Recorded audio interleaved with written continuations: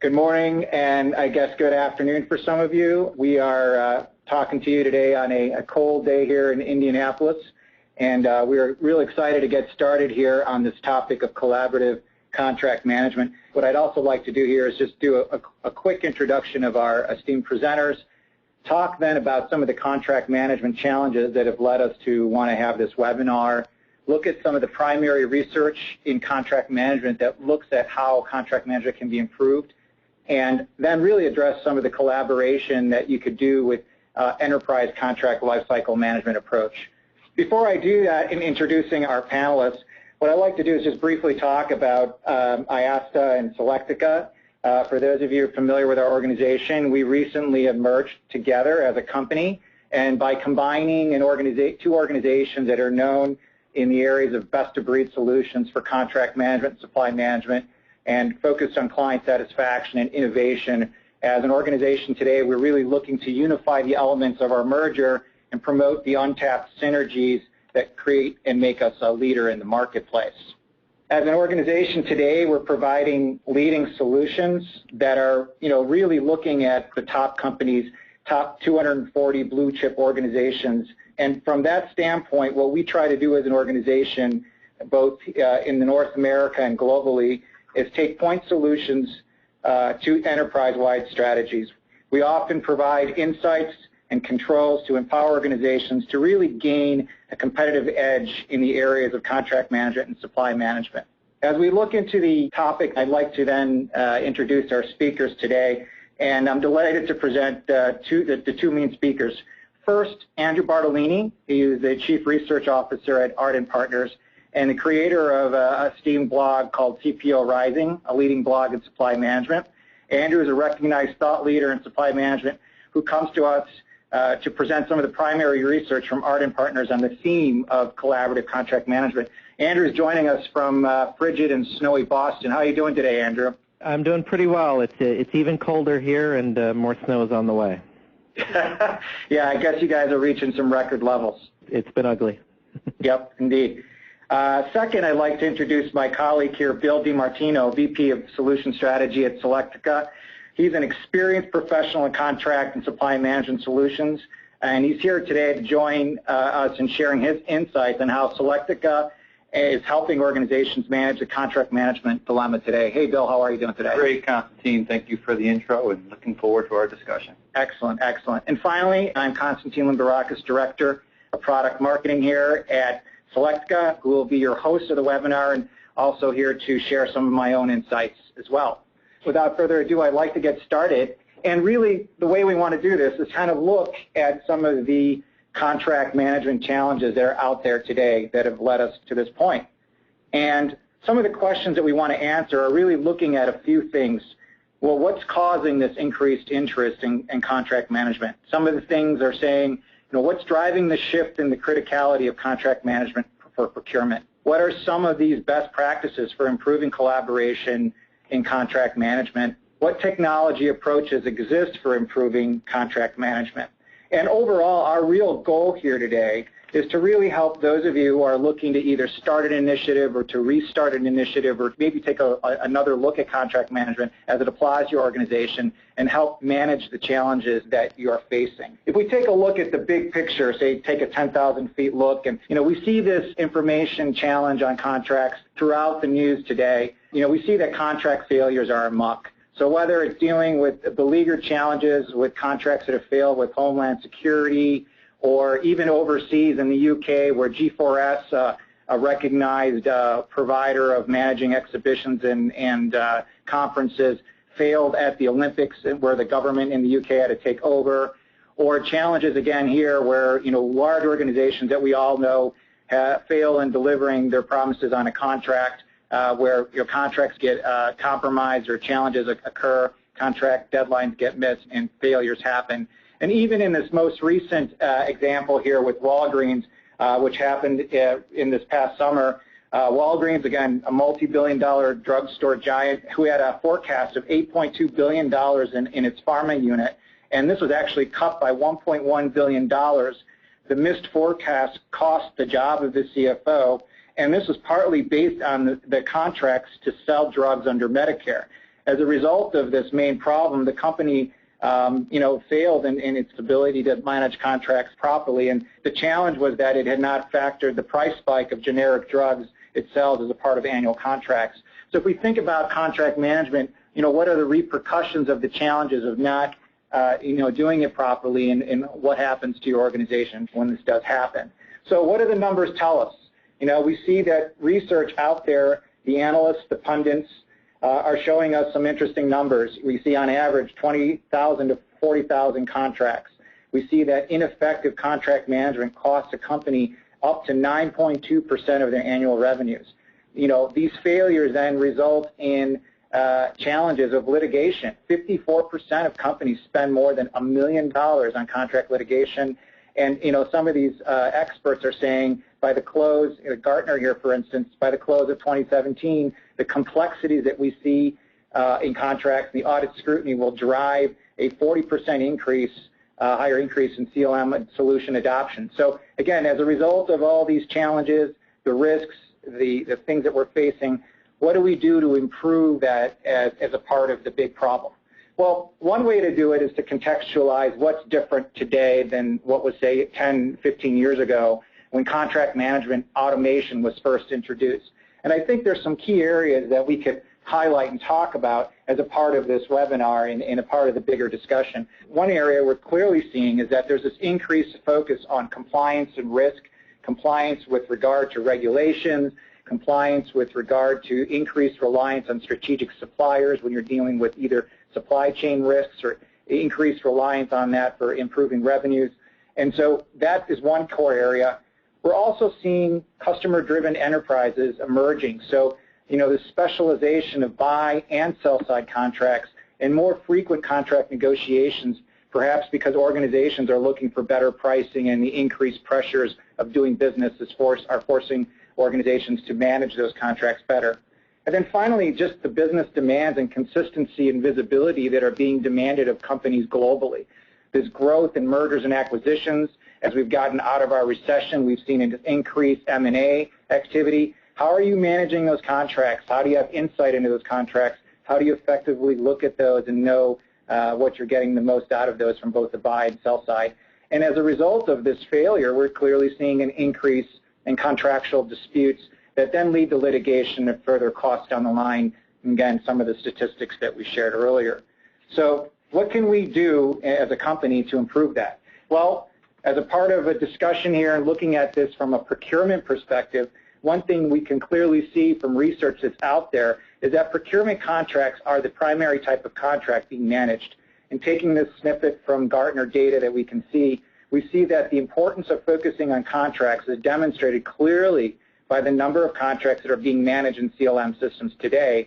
But what we do understand is that these contracts may not still be managed effectively. Organizations may still have contract management systems in place, but they may only be in a repository format, or the ability to get visibility into these contracts clearly doesn't exist because that information isn't being shared and the collaboration is not occurring, which is, again, part of the theme that we have here in our webinar today. So as we take a look at this, what are some of the things that we can do to improve the collaboration of contract management with procurement really taking a leading role? Well, one thing we see is that we need to improve the technology that provides better awareness of the contract risks through better process and analytics. And we clearly feel that the contract collaboration using technology, combining elements of analytics, contract management, and supplier management are one of the key ways that we can help improve the collaboration. In fact, if we take a look at some recent research by Deloitte Global, the global survey they did just recently, we find that, in the next several months, that organizations, the CPOs, are focusing their attention clearly on three areas that include spend analysis, contract management, and supplier relationship management. So how, these 239 chief procurement officers that responded from 25 countries around the world, how are they taking this initiative to improve that collaboration that procurement can clearly provide? Another key area that we see is collaboration and contract management is also driven off of trust and insight between procurement, legal, and other lines of business, in which we feel is very critical for enhancing compliance and reducing risk. just to illustrate some of the challenges of collaboration just between these different organizations.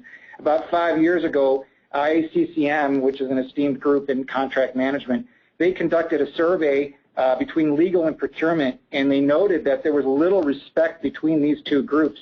In fact, over 70% in this survey 5 years ago expressed dissatisfaction with the attitudes or competency of the other. And then in a more recent survey, they expressed a growing sense of interdependence, and this dissatisfaction, while still a problem, was reduced to 48%.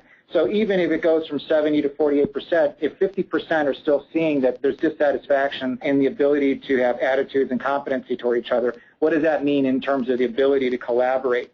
So the traditional challenges of procurement dealing with other stakeholders, whether they're trying to recognize savings with finance, fighting over who owns the IT technology platform, getting the right clauses for managing regulatory compliance, or increasingly the ability to avoid risks as part of GRC initiatives, these are all important factors that we need to take into consideration. So how do we do this, and how do we take a look at that? Well, what I'd like to do is now hand this over to Andrew to maybe take a look at some of the research that Arden has conducted on this very topic of contract management to maybe provide us some insight into how to improve collaboration. Andrew, I'm going to turn that over to you. Great.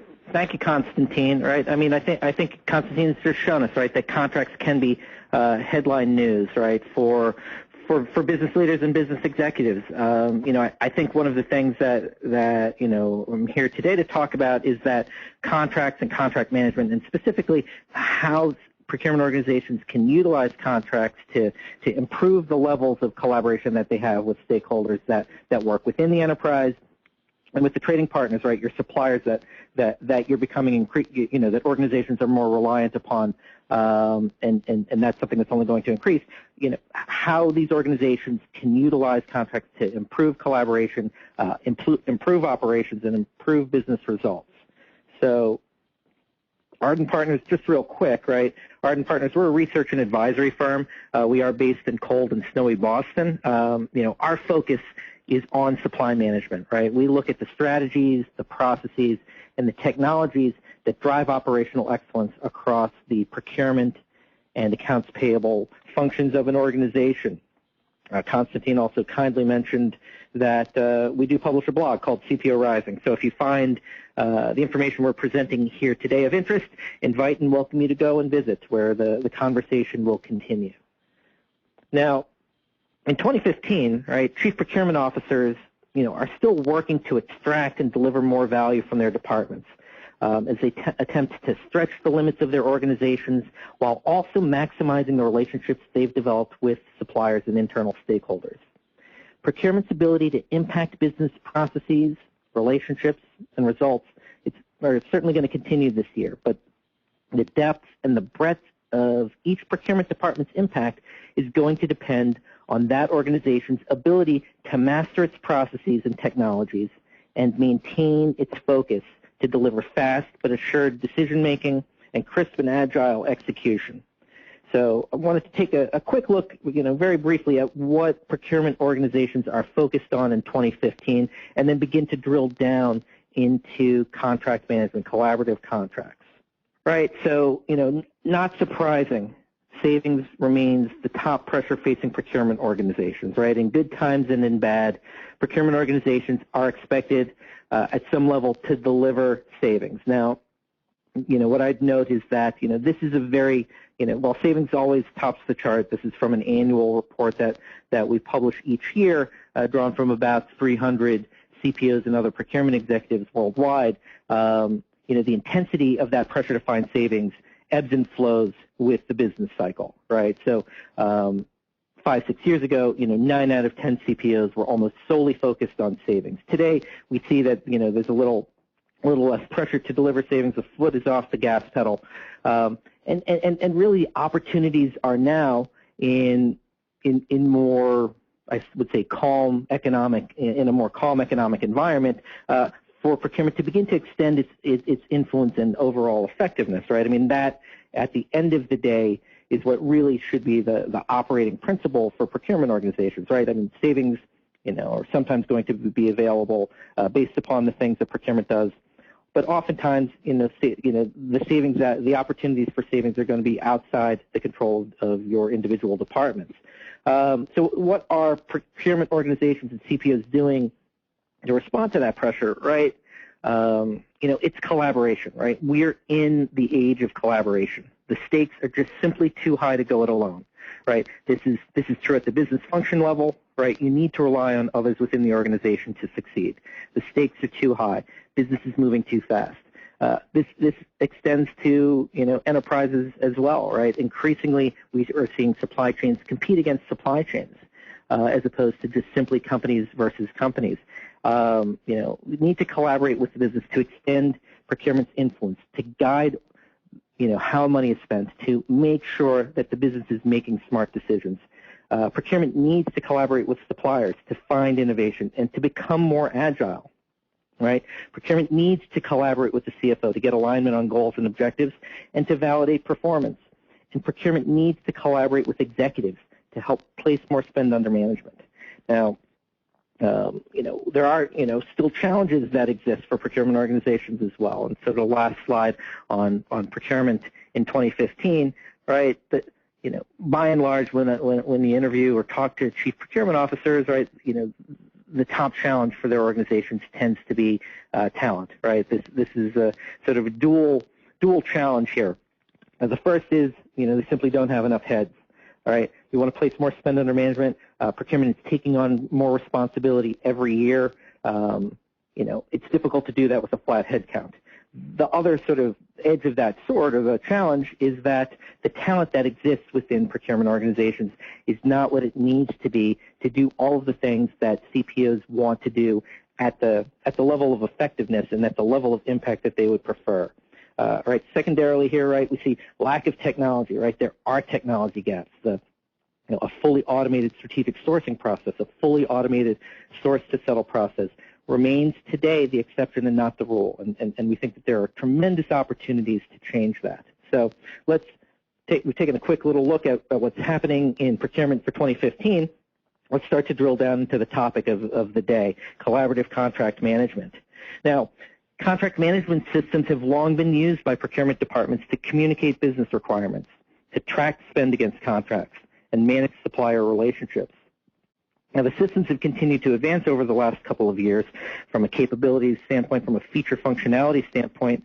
So procurement's ability to improve adherence to contracts and insight into contractual obligations in support of broader enterprise compliance and risk management strategies, that's got to follow in stride. So what I want to do now is take a look at the collaborative approaches that CPOs and their departments can utilize to advance contract management, compliance, and risk management in 2015 and beyond. Right, so, I sort of mentioned it before, right, and it's clearly the top strategies for procurement organizations, but in 2015, collaboration is the name of the game in procurement, and it frequently entails working with key internal stakeholders, right, so your budget holders, your line of business managers, as well as folks like your functional peers, right, in finance and when it comes to contracts, in legal. Collaboration also, it's important to work with preferred suppliers, right, and this collaboration is important to drive greater value through sourcing and procurement activities. For CPOs and other procurement leaders, collaboration has taken on many new and innovative forms over the years, right, and so, these executives are now leveraging new and in some cases existing processes, relationships, and technologies to enhance compliance, decrease risk, and increase savings. One area, right, so contract management, has been reborn with, frankly, new, or at least new to most organizations, digital automated features that can shift the way procurement teams collaborate, mitigate risk, drive performance, and realize savings, right? And so, from a broader sourcing perspective, right, procurement departments that exceed in the consistent execution of their sourcing projects are the ones that take a holistic approach to the entire sourcing process and leverage process automation tools across it, right? Leading departments define their sourcing process as one that begins with opportunity identification and carries through to contract execution, right? And these are the organizations that are standardize their sourcing policies and processes at the enterprise level, right? This absolutely includes contracts, right? A sourcing project does not stop at contract award, right? It stops at contract execution. the relationship continues on, but just from the simple sourcing project standpoint, contracts are a vital part of this, and it's an often forgotten part, unfortunately. Right? Traditionally, CPOs and their procurement departments, right, when used effectively, they're using contracts to codify and manage relationships with the suppliers that their teams have negotiated with to deliver goods and services to the enterprise, right? Through contracts, procurement teams communicate their expectations to suppliers and ratify them in the form of pricing and SLAs and other terms and conditions. As a result, all of the internal parties and the external parties can literally be on the same page, right, as far as what the contract deliverables are, the timing, the pricing, and other factors that define the relationship, right? I mean, this is very important stuff. I mean, this is sort of at the core of the of where the value that procurement identifies is delivered, right? And when automated contracts are introduced, it can become very powerful. And what we see here is that, the market is still, has not fully adopted contracts. And we think that there are extraordinary opportunities in the near term, in 2015, and over the next 18 to 24 months for procurement organizations to change that, right? So part of this is to rethink contract management, right? CPOs and procurement teams are constantly challenged to find innovative ways to increase on-contract spend and decrease savings leakage and risk, and enhance their relationships with key stakeholders, right? The basic blocking and tackling only gets you so far, right? Collaborative contract management processes that incorporate automated and innovative solutions can drive improved visibility into savings, improve visibility into contracting and buying, improve visibility into supplier management to enhance all of the value that's identified during the sourcing process and ensures that it's maintained. It also is extraordinarily valuable in mitigating risk and ultimately impacting performance and results, right? So when you think about contracts and how procurement organizations do this, right, contracts are a fantastic tool to collaborate with internal and external stakeholders, right? Obviously your suppliers, it's the same document that you're working on. From a compliance standpoint, right, the fastest way to save money is not to spend it, but the second fastest way is to spend it correctly, and visibility into contracts helps you do just that, right? Supplier performance, right? How are your suppliers performing today? Against what criteria, right? Are you just doing this by feel, right? I think that, contracts, most definitively are the baseline performance criteria, right? You have it spelled out. There's, exact terms, conditions, SLA levels, right? All of that spelled out. Utilize these contracts to determine, are your incumbent suppliers performing as agreed? Are there problems? If you have the visibility to identify those problems, you can take, corrective action. If you're at the end of the contract, maybe you're choosing to go a different way and not automatically renew. We talk about risk, right? As enterprises increasingly rely on their suppliers to drive results, and I would say that probably everybody who's listening in today would agree with that. Organizations have also become intertwined in their suppliers' businesses, right? Things are moving faster. Relationships are much more complex. More things that impact performance are happening outside the walls of your organization today. Managing and mitigating supply risk is critical. Decisions on liability and risk exposure should be managed centrally, and contracts provides that mechanism. And then finally, right, so I don't know that this is rethinking contract management. This is actually, I think, sort of the bedrock fundamental thing, right? It's, savings is the top priority of CPOs year in and year out. Contracts are the mechanism to ensure that you capture and retain the savings that have been identified. I think that, if nothing else, it should keep contracts, at the top of the headlines for procurement organizations in 2015. Now, some of the things that have changed, right? I mean, the market has changed, right? We've seen innovations across a wide range of areas, and that includes in the contract management and CLM areas, right? Technology innovation has brought new life to old processes and tools that are familiar to many procurement organizations, and this really does hold true for contracts. We think that investment in agile, innovative contract management technology solutions that foster greater collaboration really can be a game changer. And what I want to do here is I want to look at a couple of those facets or features that are found in solutions today, right? So first two, not necessarily, new, but, when we look at the level of contract management adoption that is there in the market today, these are new things for many organizations, maybe for many of you listening in today, right? Automated contract authoring and creation, right? Authoring, right? This drives faster contract execution by enabling easier authoring and editing as well as reuse. Centralization allows stakeholders to quickly reference different contracts to ensure that internal orders and the accompanying supplier delivery are both compliant to the executed agreement.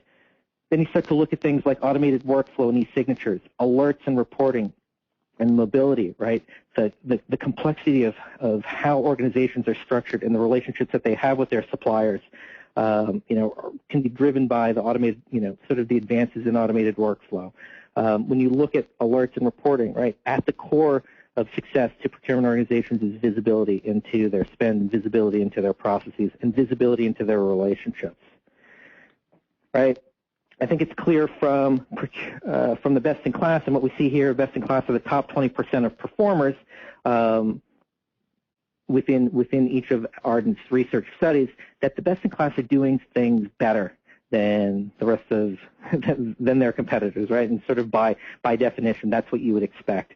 The best in class save more, but one of the reasons why they're able to save more is because of the improvements that they have in their in their compliance rates, and that's compliance of spend, that's compliance at the transactional percentage level, and with a slight advantage in having centralized their contracts. But when we look, at those drivers, and then we'll look at the results, what we see here is that the best in class, by a significant degree, have adopted automated contract management solutions, right? So this would include the repositories. This would include the authoring and the contract lifecycle management solutions. But again, we see huge opportunities for improvement, right? Those compliance rates for the best in class were still in the 70s.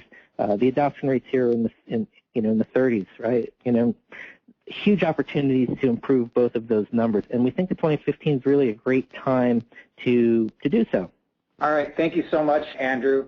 What we'd like to do here and take a pause is get your personal feedback on the question that we're posing here that directly relates back to Andrew's research and the things that we're interested here at Selectica. So the question we'd like to ask here is, as a part of the big picture on collaboration, now obviously part of it's a technology issue, but part of it is clearly one of process and the way you work within your organization, the culture in which sharing and collaboration is done. So with that, the question here is, which group is the most important for procurement to be successful in contract collaboration?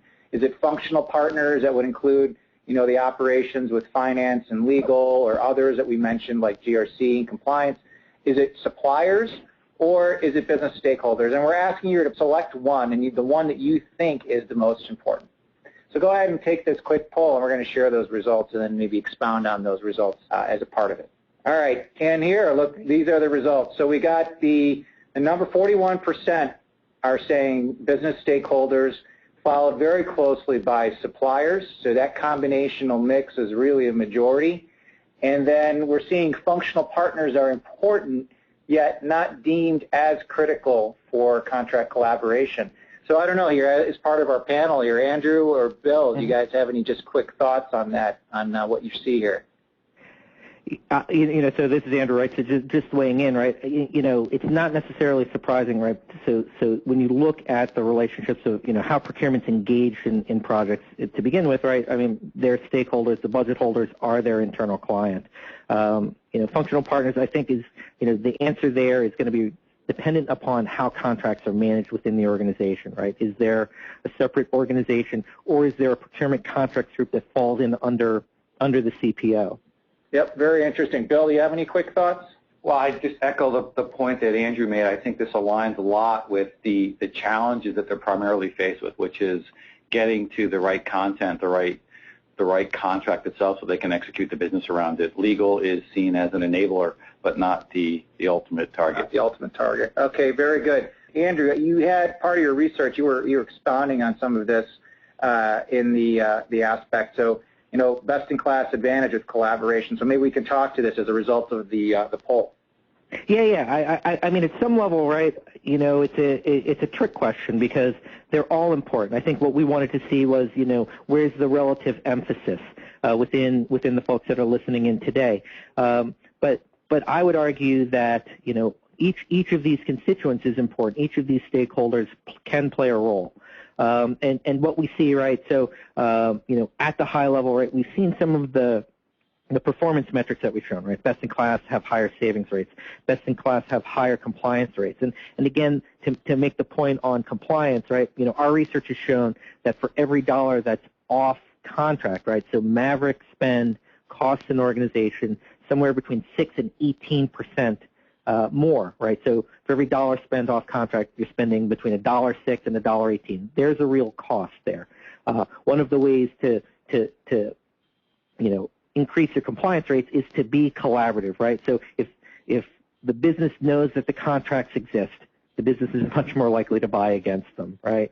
So the best-in-class claim an advantage, sort of ranging in here from between 30 to 60% more or improved levels of collaboration than their competitors as it relates to their work in contracts.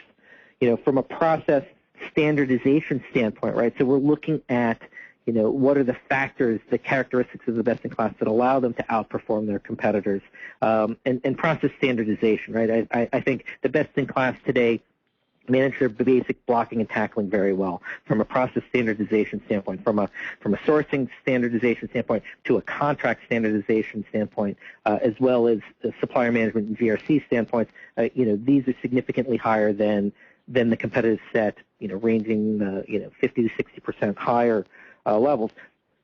Parts of process standardization is scalability, right? If you don't have enough headcount, this allows you to do more with less. And again, visibility, right? Again, the core, sort of the foundational element to best-in-class performance within procurement is visibility, and contracts provide visibility into process. They enable visibility into compliance. And again, I think it's often overlooked that when you're looking at supplier performance, right? Yes, you can track invoices and understand, the level of exceptions that come in on invoices and some of the performance and delivery there. But, what the criteria is, and what the supplier should be performing and executing against is captured in your contracts. So I'm going to go very quickly to a few recommendations or what we call strategies for success. And, from our perspective, right, the best-in-class performers illustrate that collaborative contract capabilities that engage more stakeholders more effectively, matched with standardized processes, and aided by visibility into compliance, performance, and risk can help elevate the enterprise to the next level of performance. So here are a few recommendations for groups that are looking to make a similar impact, right? I think it's pretty clear that all organizations, the top performing and those that are struggling, have opportunities to automate more of their contract management processes and to utilize their contracts, right? So whether you have the budgets today for automation or not, is to use the contract process to improve collaboration, right? You don't just get to the end of a sourcing project. You need to continue the momentum to ensure that the value that was captured in the sourcing project, in the sourcing process, becomes sort of bedrock and is codified in the actual legal relationship that you have with your suppliers, right? The contracts, you can use the contracts to communicate and align stakeholders too, right? Contracts exist with preferred suppliers for a reason. Let's make sure that those that are, doing the buying within the organizations are buying against those contracts. They need to know that they exist. Business is complex, right? Globalization, those that are driving supplier relationships are not necessarily aware of the regulatory shifts in different regions of the world, even within the United States. Having standardized contract language that is developed and managed by the experts who understand what those risks are and can understand not only how to mitigate those risks, but to identify them and understand what level of risk is acceptable, utilize centralized contracts for that. We think that for those that are struggling to get their contracting processes off the ground, linking their processes to larger GRC and risk initiatives is a great way to sort of get behind, a larger battering ram. And then at the end of the day, right, I mean, contract automation, right, is an extraordinarily huge opportunity for most of you listening in today because it provides visibility and reporting, right? You can't make informed decisions if you don't have visibility, right? No organization is, a strategic organization, I would offer, if they don't have a sense of their spend, if they don't have a sense of their suppliers, if they don't have a sense of the relationships that they have with those suppliers. And contract management helps you accomplish all of those things. So with that, I'm going to pass it back here. All right, thank you so much, Andrew, for those insights into your research. And now I'd like to quickly pass this over to Bill DiMartino for understanding how are we addressing collaboration here at Selectica. Thank you, Constantine, and thank you very much, Andrew, for that. So far, what we've accomplished is Constantine has laid out really the impetus and the drivers for our contract management initiative, and Andrew did a terrific job of outlining really the benefits that can be achieved when you tend towards a best-in-class solution focused around collaboration, standardization, and visibility.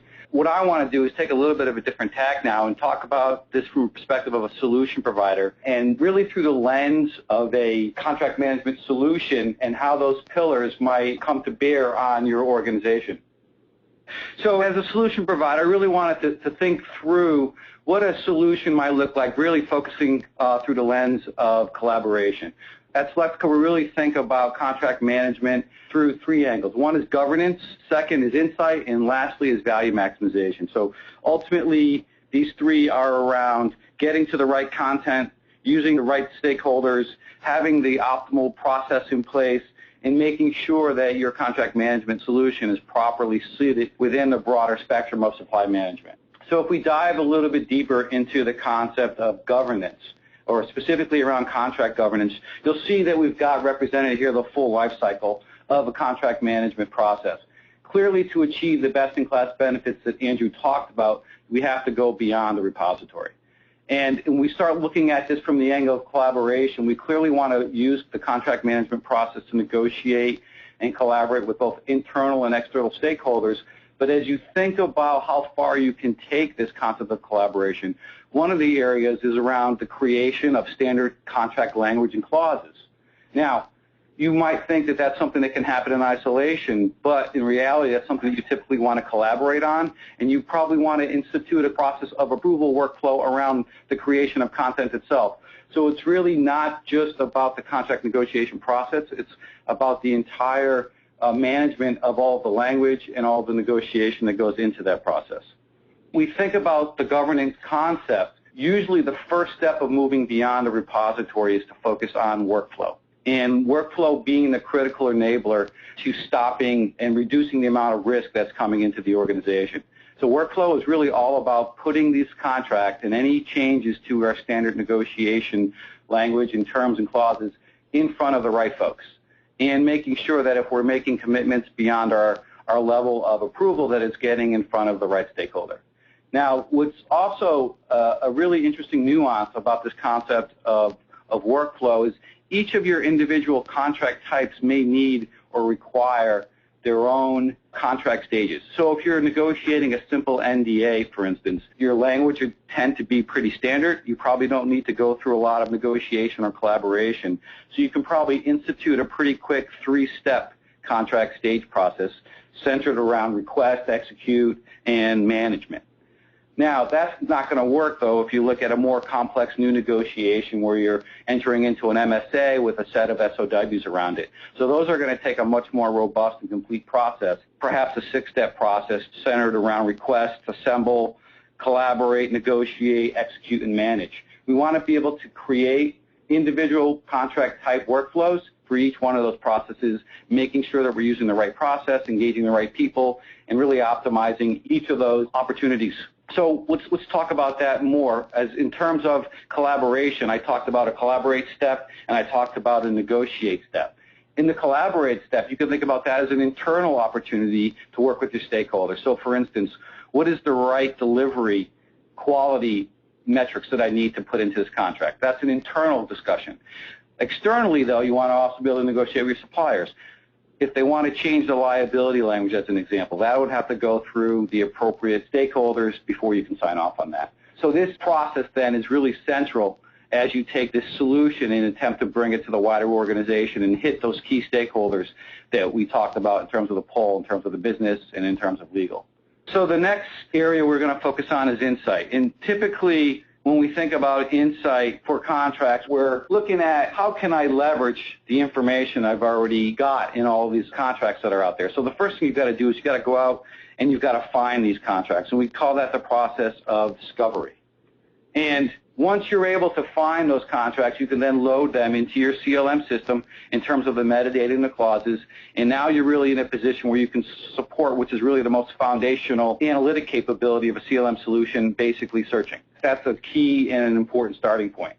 Now, once you have that information in the system and you've got it all loaded up, there's this process that I think everyone in procurement is familiar with, and we call it maverick spending. Well, we can also have maverick contracting.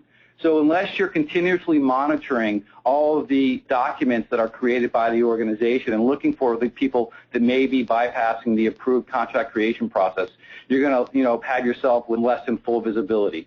So this is a chance to monitor any and all assets that are getting created by the company to ensure in finding those people that are using that behavior in terms of the contracting process.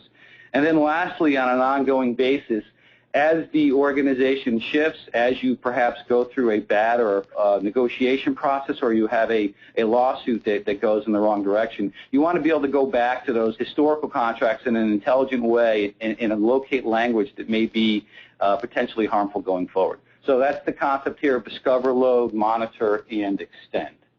Now, in terms of insight in reporting, we've talked about looking at what I think of as the content of the contract itself and gaining and maximizing the value associated with that.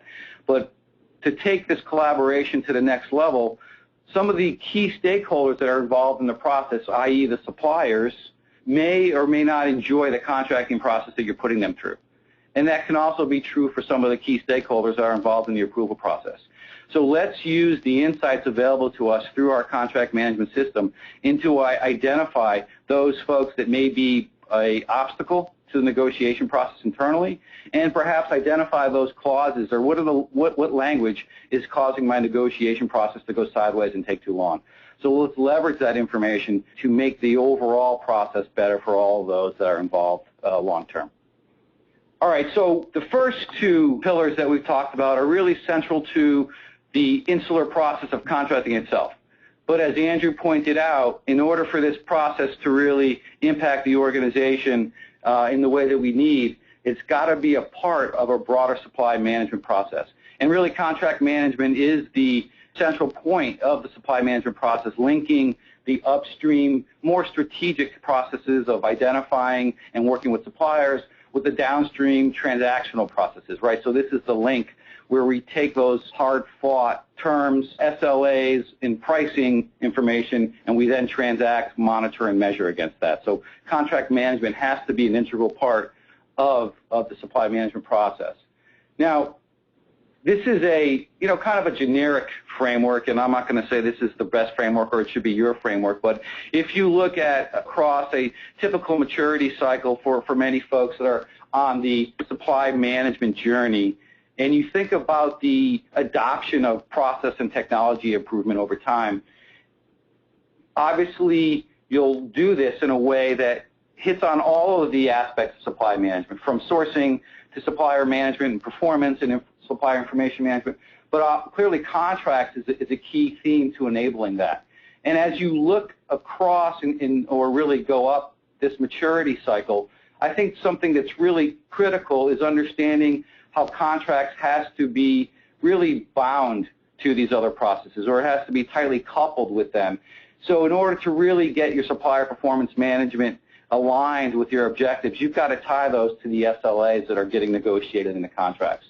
And in order for you to get the most out of your risk processes, you have to identify the key contracts that you need to monitor associated with those suppliers, and you have to be able to measure the risk at the contract level and at the supplier level. So this process is not one that you'll probably follow verbatim, but hopefully it gives you an idea of a maturity curve and how you might want to adopt this technology over time. All right, so really what we've done in my first framework slides there is it's been highly, I think of as procurement-centric. So really thinking about contracts from a procurement perspective. And that has been what we've seen from our historical customer adoptions. It's been either a sales-driven or a contract solution for legal or potentially a procurement-driven contract solution. Now, certainly those solutions have had a major impact on the organization and delivered a lot of value.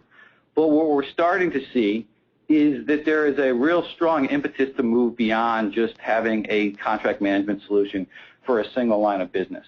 And there's a number of reasons for that. One of them is that legal is hampered by dealing with different technologies and not really being able to get as efficient as they want to be.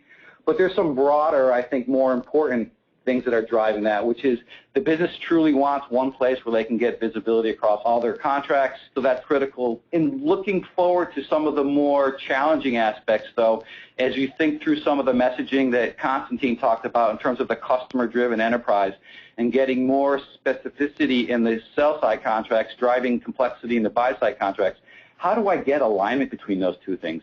And getting alignment is going to be darn near impossible if you're not utilizing a common process where you can actually get visibility across these solutions. So we're going to pause here and take a quick poll. Yep. So thanks, Bill. So the question here that Bill wants to pose is, which of the following business functions are engaged in your contract management initiative? So select all that apply. Obviously, our goal here is understanding, are you taking an approach that's purely driven by procurement? Obviously those on the call might be, focused more on procurement, but also are you maybe working with legal, or are you working with sales? Increasingly in our conversations that Bill and I have both had at conferences in various places, we're hearing the dialogue where procurement is becoming more actively involved with a wider group in terms of rolling out the ideas around compliance and contract management. So let's take a look here as you vote, and give you guys a few more seconds. Is, again, let us understand where your procurement initiatives from a contract management perspective is being initiated, and are you guys collaborating with others? All right, let's take a look at the results here. So by far, which we kind of expected from the webinar, but again, this is very interesting and compelling that it shows in some ways, again, some of that dynamic that I shared with the research from ICCM that talked about the challenge and trust between the two organizations. So this clearly is showing the importance of why those relationships need to be improved. And interestingly enough, when we saw earlier the importance of working with the lines of business versus collaboration, yet here we're seeing that legal and procurement are really the two that need to talk, at least as it's represented within our data set here of the folks on the call. So any quick responses to that? Bill, what are your thoughts on that? I think procurement, legal, and IT are likely collaborating on a procurement-centric CLM initiative. I mean, that is a common and perhaps the most common trend that we see in terms of our customers and our prospects. But building that cross-functional organization, that tiger squad that includes sales and HR is certainly, so 20% are looking at that, and hopefully that'll grow over time. Excellent, excellent. All right, let's just jump back here to your presentation, Bill, and we'll see here as we continue with the dialogue, finishing up the idea around collaboration. What we're showing here in this picture is really, contract management at the center of the organization. And so if you think about your source to pay and your quote to cash processes, typically they're pretty disjoint. But we've got an opportunity with contract management to really bind those two processes together. And ultimately, that's a direction that's going to be critical when we think about the market forces and the challenges that Constantine outlined for us. And not only do we want to bind the source to pay and the quote to cash processes, but do we think about some of the other processes in the organization that are really enterprise level, such as risk and compliance initiatives, highly integrating or coupling the contract management data into that, obviously is going to be something that organizations are tasked with from the board level down. In closing, what I hopefully outlined for you today is a foundation or roadmap for how we can adopt CLM solutions, thinking through the lens of collaboration, starting potentially with procurement, but then extending beyond and taking that initiative and really bringing it to the enterprise. And as I related back to where Constantine started with the Walgreens story, I think of that story, I kind of look at it slightly different, because the way I think about it is they had these buy-side contracts that had some open-ended pricing available, but that was not at all the way that they were selling. So ultimately, they reached their sales numbers, but it was really the earnings or the margin numbers that got hit. So again, getting that visibility to the obligations and the commitments between the two sides of the organization going forward, I think, is going to dramatically grow in importance. So with that, I turn it back to you, Constantine. All right, thank you so much, Bill. Thank you so much, Andrew, for both of your respective insights. You know, there's a lot of information that we're trying to tackle here in this topic, collaboration. I mean, I think we could probably even have a forum on this idea of collaboration in organizations and even contract management, because so many of you are trying to tackle this, again, in a new way perhaps, or sometimes re-engaging and looking at this in a new light. So with that, what we'd like to do is kind of open up the channel, so to speak, and see if there are any types of questions that we can answer here. There's a few that have already kind of come in here, and we'd like to see if we can kind of address them. Some of you guys preempted us in asking. So the first question here that I have, as a part of sourcing implementation, are you guys seeing the adoption of contracts beyond repository? So kind of going back to what Andrew was saying, that repository is certainly something that companies have been using for some time. Are we seeing that here at Select? Are people starting to go in that direction?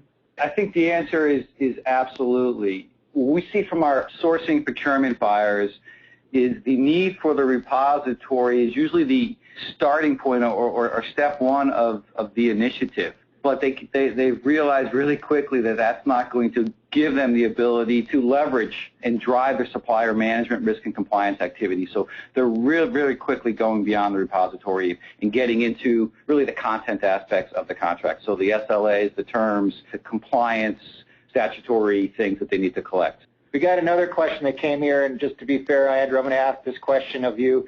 It says, what do you recommend as a first step to gaining better insight and control over contract management from a procurement perspective? So interesting. What are your thoughts on that one, Andrew?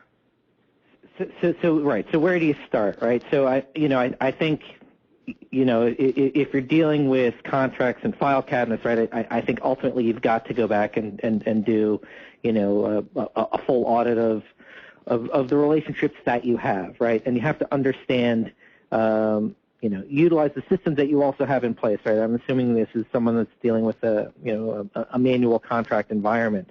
But I'll reference back to the previous question first, right? I think that, it's great that person who asked that question is acknowledging that contracts are part of a larger process, right? Contracts can drive a lot of value, right? We spent about 25 minutes actually talking about the collaborative value that the contracts can deliver. But it's in the context of your overall processes, and it's getting them, placed properly, right? It's the ability to take the sourcing information, right? If you're utilizing e-sourcing and get that into contracts, so, into the system. So you've got integrity, from what was awarded to what is executed. So I would start, I think, if fully manual, you've got to do an audit and begin to capture all of the contractual relationships that you have. But I think the bigger picture is to place contracts into the context of the larger source to settle or source to pay process. Okay. Oh, very good. Thank you, Andrew. I think we have time for maybe one more question to close this up. And are there any strategies that you can recommend to improve contract compliance? And again, that's a kind of a loaded question of what compliance is, but what are some of the nuances that, Andrew, you first, and then Bill, to kind of close us out, that you could say to improve the compliance, whether this is on the spend side or whether this is on a regulatory side? How would you answer that question? Go ahead, Bill. So I always think that the compliance word is a big word, and it means a lot of things. So I think of compliance is really a journey, and we need to chip away at it. And this is really the synergy or the coupling phase. So spend analysis is usually the first step. So let me implement my spend analysis solution so I can make sure that, first of all, that I'm actually buying off of these contracts, right? So that is the first and perhaps the most important. because if they're not buying off of those contracts, not only are you not getting the right pricing, you might be missing out on rebates, but I think more and more important today is you're buying with suppliers that have not been properly vetted, so you don't know what kind of exposure the organization has in terms of, risk around sustainability and reputation and all those hot topics. So spend analysis is probably, critical. The lowest hanging fruit. But maybe, the foundational element for credibility moving forward. I can keep going, but I'll let Andrew, what are your thoughts here real quick as we close out? Yeah, I mean, I think first and foremost, again, right, the ability to understand what your spend is and who, what suppliers it's with as well is critical for procurement organizations to get to the next level of performance. I think that, when you look at organizations, and again, thinking about your processes more holistically, right, the average procurement organization sees savings leakage, right? So this is the difference between savings that's identified and savings that's actually implemented of about 25%. That's a huge delta, and that's relatively, that's savings that's been identified. There's some facets that are tied to demand management, but a lot of it is just in getting communication out to the organization, making them aware that the relationships with preferred or strategic suppliers exist. Excellent. Thank you, Andrew. And with that, folks, we certainly like and appreciate you joining us. I'd like to say, again, thank you so much to our special guest here, Andrew Bartolini from CTO Rising and Arden Partners. Here is his contact information and also his blog information, and you certainly feel free to reach out to Andrew. As far as we go here from Bill and our perspective, we certainly encourage you guys also to download some of the latest research on contract management. You'll be able to receive a copy of Andrew's paper here on this very topic that highlights some of the statistics that came from that wider research report that Andrew mentioned. And then finally, again, we'd like to continue providing you folks with these types of webinars in the future. And again, appreciate your attendance at the webinar. So sorry for going over, and thank you again for your participation.